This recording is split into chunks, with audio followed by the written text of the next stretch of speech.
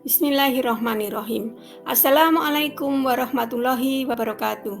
Selamat berjumpa kembali anak-anak dengan kami tim pengajar informatika SMP Negeri 2 Kota Blitar. Baiklah anak-anak, pada pertemuan pertama ini kita akan membahas tentang konsep mata pelajaran informatika, prinsip belajar informatika, tahapan pembelajaran informatika, dan apa saja aktivitas pembelajaran informatika. Kita mulai satu persatu. Yang pertama, konsep mata pelajaran informatika. Informatika adalah sebuah disiplin ilmu yang mencari pemahaman dan mengeksplorasi dunia di sekitar kita, baik yang natural, dunia dan alam sekitar kita yang sesungguhnya, maupun artifisial, yaitu dunia maya atau dunia digital yang diciptakan oleh manusia. Informatika juga berkaitan dengan studi, pengembangan, dan implementasi dari sistem komputer, serta pemahaman terhadap prinsip-prinsip dasar pengembangan yang didasari pada pemahaman dunia nyata dan dunia artifisial tersebut. Jadi, kita tidak melulu belajar komputer ya dalam mata pelajaran informatika. Berikutnya, prinsip belajar informatika. Yang pertama, informatika didasari berpikir komputasional atau computational thinking sebagai landasan berpikir. Berpikir merupakan elemen paling penting dalam belajar. Bagaimana cara berpikir komputasional itu akan kita pelajari pada sesi berikutnya. Yang kedua, informatika bukan hanya memakai gawe atau komputer, tetapi juga memakai aplikasi berupa perangkat lunak dan memahami sistem komputasi. Informatika merupakan salah satu cabang ilmu seperti halnya matematika, biologi, dan ekonomi. Informatika terdiri atas konsep keilmuan dan praktik, dikemas dalam aktivitas pembelajaran yang diharapkan akan menjadi pengalaman belajar yang menyenangkan, bermakna, dan berkesan untuk kemudian dapat kalian terapkan dalam menyelesaikan persoalan di kehidupan sehari-hari.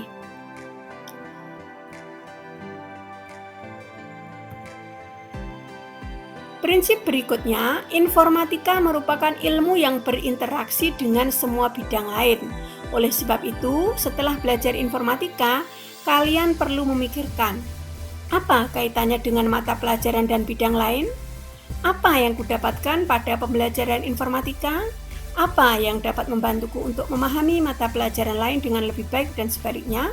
Apa yang dapat kuterapkan untuk menyelesaikan persoalan yang kuhadapi dalam kehidupan sehari-hari?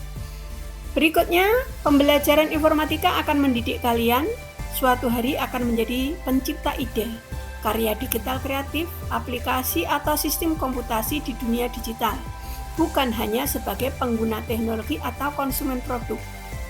Dan berikutnya, pembelajaran informatika dilakukan sebagai kelanjutan pembelajaran sebelumnya untuk pendalaman konsep informatika dan pembentukan keterampilan dan pembentukan karakter yang mencerminkan profil pelajar Pancasila. Bagaimana profil pelajar Pancasila itu akan kita kupas pada sesi berikutnya. Yang terakhir, tahapan pembelajaran informatika. Yang pertama, tujuan pembelajaran. Tujuan pembelajaran berisi kompetensi utama yang akan dicapai pada bab tertentu pada buku. Kalian diharapkan mencapai kompetensi yang telah ditetapkan tersebut setelah proses pembelajaran pada bab tersebut selesai. Yang kedua, pertanyaan pemantik. Pertanyaan pemantik adalah pertanyaan yang diberikan untuk memantik kalian berpikir dan menjawab pertanyaan mengenai hal baru yang akan kalian pelajari.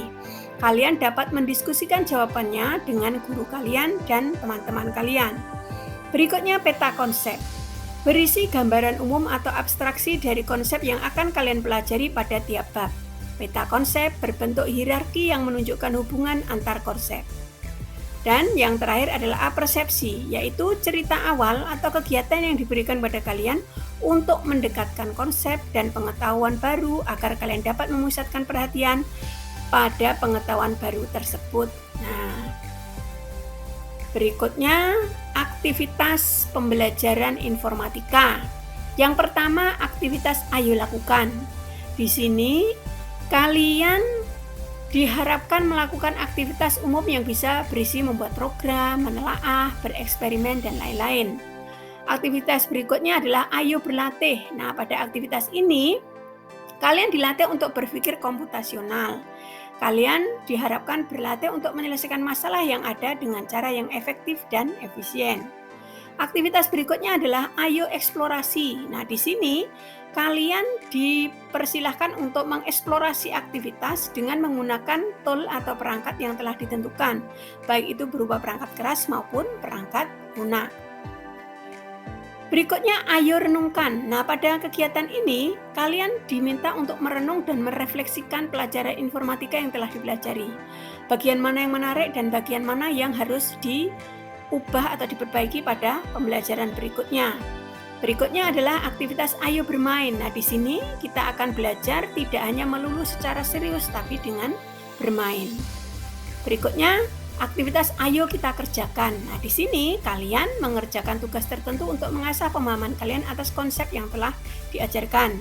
Dan aktivitas berikutnya adalah ayo berpikir sejenak, yaitu aktivitas untuk menyelesaikan soal kecil dengan berpikir setelah menggunakan tool atau perkakas.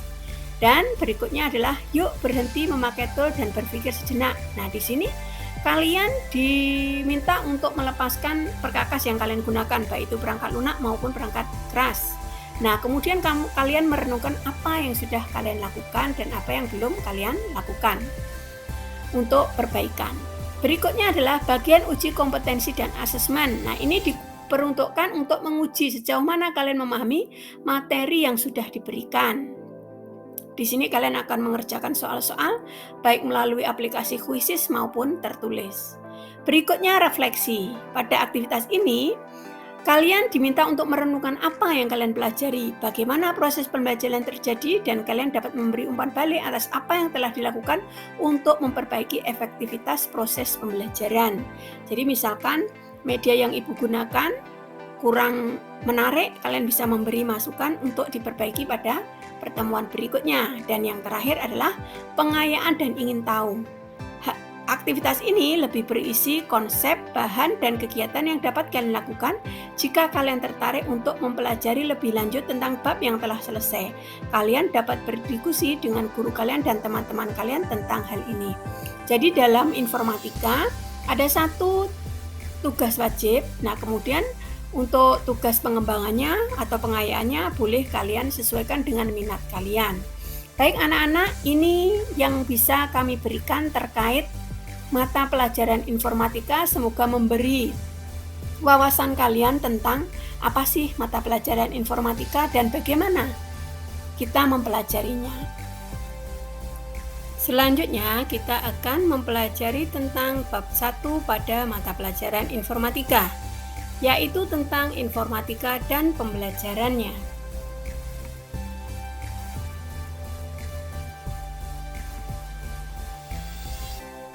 Tujuan pembelajaran pada bab 1 adalah merefleksikan kembali materi pada pelajaran informatika kelas 7 dan mendapatkan gambaran umum mengenai materi yang akan kalian pelajari pada mata pelajaran informatika kelas 8. Nah, pertanyaannya pemantik adalah, apakah kalian sudah pernah mencoba mempelajari informatika melalui sebuah permainan, baik permainan yang menggunakan komputer maupun tidak? Coba ceritakan pengalaman kalian dan hal apa yang kalian pelajari dari permainan tersebut. Boleh kalian tulis di buku tulis kalian ya, di buku catatan. Berikutnya peta konsep. Nah, pada pembelajaran kali ini, peta konsepnya yang pertama adalah kita akan melajari informatika dan belajar Pancasila. Bagaimana cara belajar informatika? Kilas balik mata pelajaran informatika kelas 7. Apa yang akan kalian pelajari di kelas 8? Apa harapan guru? Bagaimana pemaknaan dan kualitas hasil belajar? Dan yang terakhir, refleksi dan rencana kegiatan. Coba ibu tanya, apa yang kalian rasakan setelah mempelajari informatika pada kelas 7 kemarin? Yuk kita lanjutkan petualangan kita untuk belajar informatika.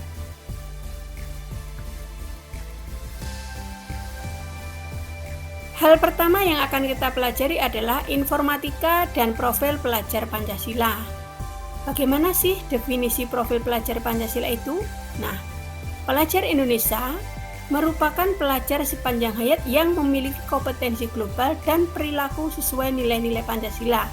Itu adalah pengertian dari profil pelajar Pancasila, di mana dinyatakan dalam 6 dimensi, yaitu beriman, bertakwa kepada Tuhan Yang Maha Esa dan berakhlak mulia, berkebinekaan global, bergotong royong, mandiri, bernalar kritis, dan kreatif. Jadi, jika kalian sudah memiliki ke-6 dimensi sikap profil pelajar Pancasila ini, maka berarti pembelajaran kita sudah berhasil. Diharapkan nanti kalian memiliki profil ini ke depannya. Berikutnya, kita akan melanjutkan. Nah, apa sih peran informatika dalam mewujudkan profil pelajar Pancasila tadi? Nah, informatika akan membantu kalian untuk menyiapkan diri sebagai warga dunia digital, yaitu dunia maya melalui internet. Jadi, di dunia digital, warga digital juga perlu cara berkomunikasi, sopan santun, dan etika, serta membangun kebiasaan-kebiasaan baik yang menumbuhkan karakter warga digital yang baik pula. Jadi itulah peran informatika, bagaimana kita ber-TIK yang baik, itu akan kita pelajari. Sehingga kalian tidak terkena UU ITE ya, tidak melanggar UU ITE. Berikutnya, bagaimana cara belajar informatika? Yang pertama, seperti biasa, kalian akan menyimak materi yang sudah ditayangkan di channel YouTube Ibu. Kemudian, kalian juga diharuskan untuk membaca, melakukan literasi digital, dan melatih aktivitas tertentu. Yang kedua, kalian akan belajar mandiri melalui lembar kerja peserta didik yang harus kalian kerjakan secara mandiri. Hal ini untuk mengeksplorasi beraktivitas terlebih dahulu dengan harapan bahwa urutan langkah kegiatan yang dilakukan akan menuntun kalian untuk memahami materi yang sebenarnya. Nah, kemudian kita akan mengkilas balik apa saja yang sudah kita pelajari pada pelajaran informatika di kelas 7 kemarin. Yang pertama, kalian sudah mempelajari perangkat elektronika pada TIK dan fitur dasarnya. Kemudian kita sudah mempelajari tentang pemroses teks, pemroses lembar kerja, pemroses presentasi, pemroses desain grafis, pemroses video, dan yang terakhir adalah algoritma dan bahasa pemrograman. Nah, sekarang bagaimana materi yang akan kita pelajari di kelas 8? Apa saja materinya? Nah, coba kita simak baik-baik ya. Yang pertama, pada bab berpikir komputasional BK, jadi berpikir komputasional itu disingkat dengan BK, kalian akan belajar mengenai fungsi, algoritma, dengan kasus yang lebih kompleks dari kemarin. Kalau kemarin kita sudah membuat game online, maka di sini kita akan membuat cerita animasi, kemudian representasi data, kemudian latihan berpikir komputasional melalui kasus-kasus yang disajikan lewat buku. Kalian harus bisa menyelesaikan persoalan yang ada dengan solusi yang efektif, efisien, dan optimal. Kemudian kita akan belajar bagaimana menyelesaikan masalah terkait konsep komputasi dan representasi data. Selanjutnya, pada bab teknologi informasi dan komunikasi atau TIK, kalian akan memanfaatkan aplikasi pengolah kata, pengolah lembar kerja, dan presentasi untuk menginterpretasikan konten setiap aplikasi. Jadi ini kelanjutan dari materi kelas 7 kemarin. Di sini nanti kalian akan membaca secara digital atau melakukan literasi digital. Kemudian kalian akan memanfaatkan lab virtual yang saat ini banyak di internet. Kemudian melakukan percobaan-percobaan terkait dengan materi. Berikutnya, pada sistem komputer atau SK, kalian akan belajar mengenai fungsi sistem komputer itu sendiri. Gerbang logika pada CPU, jadi kalau selama ini kamu kemarin di kelas 7 sudah belajar perangkat kerasnya, di sini nanti kita akan belajar tentang perangkat lunak yang ada dalam komputer. Berikutnya, pada bab jaringan komputer dan internet, kalian akan belajar mengenai teknologi komunikasi pada telepon seluler, jaringan lokal dan internet, proteksi data di internet, serta routing pada jaringan komputer. Selanjutnya, pada bab analisis data, kalian akan belajar lebih dalam dibandingkan dengan kelas 7 mengenai pengelolaan data. Kalau kita kemarin sudah belajar di Excel, nah ini akan ditingkatkan lagi. Kalau kemarin hanya sampai menjumlah, mengali, membagi sampai dengan logika F, maka di sini akan dikembangkan lagi. Kemudian pada bab algoritma dan pemrograman atau AP, kalian akan belajar pemrograman menggunakan 2 bahasa. Kalau kemarin sudah pakai bahasa Scratch, maka nanti ditambah dengan bahasa Blockly. Apa itu bahasa Blockly nanti kita pelajari, dan mengapa kok harus belajar banyak supaya kalian punya banyak wawasan ya. 2 pemikiran itu lebih bagus daripada 1 pemikiran. Kalau kalian hanya mengenal satu sisi, tidak mengenal sisi yang lain, kalian akan seperti kuda yang pakai tutup mata ya, tidak bisa melihat ke kiri dan ke kanan. Baik anak-anak, berikutnya kita lanjutkan. Pada bab dampak sosial informatika, kalian akan belajar mengenai media sosial, cyberbullying, pengkajian informasi secara kritis, dan apa yang baik sebaiknya menjadi dasar kalian untuk berperilaku di dunia maya. Nah, apa yang nggak boleh, apa yang boleh ketika kita bermedia sosial, supaya kalian tidak terjebak dalam pelanggaran undang-undang ITE ya. Kemudian pada bab praktek lintas bidang, kita akan belajar secara kelompok dengan mata pelajaran yang lainnya untuk membuat karya dan mencoba menyelesaikan masalah dengan menggunakan pengetahuan yang kalian pelajari pada bab lainnya. Misalkan kamu punya petugas pada mata pelajaran IPA yang mengharuskan kalian untuk membuat presentasi, maka ini bisa kita kerjakan di lab TIK. Baik anak-anak, kita lanjutkan dengan apa sih harapan guru TIK, guru informatika ketika kalian belajar. Yang pertama, Bapak Ibu Guru mengharapkan kalian bisa menerapkan pola berpikir komputasional. Kemudian kalian bisa mengaplikasikan berbagai aplikasi perkantoran, mulai dari pemroses teks, pemroses angka, pemroses presentasi, dan pemroses desain grafis. Kemudian kalian dapat mempelajari komponen dari sistem komputer. Setelah itu, kalian bisa memahami keterhubungan antara satu komputer dengan komputer yang lainnya melalui jaringan komputer dan internet. Terus kalian bisa mendefinisikan, mengolah, dan mengelola sekumpulan data bervolume kecil untuk tujuan tertentu serta menyajikannya. Berikutnya, Bapak Ibu Guru juga berharap kalian bisa membuat program dengan menggunakan 2 jenis blok tadi, bisa Scratch, bisa Blockly ya. Kemudian yang ketujuh, memahami dan mampu berpikir kritis terkait berbagai informasi yang ada pada internet. Jadi ketika kamu menerima sebuah berita di internet, bagaimana kamu menyikapinya, itu akan kita pelajari sehingga kamu bisa bertindak bijak di internet ya. Kemudian yang terakhir adalah bekerja sama untuk menghasilkan sebuah karya sebagai solusi atas suatu persoalan dengan menggunakan kemampuan yang kamu miliki. Kita akan menjadi insan yang kreatif dengan berinformatika.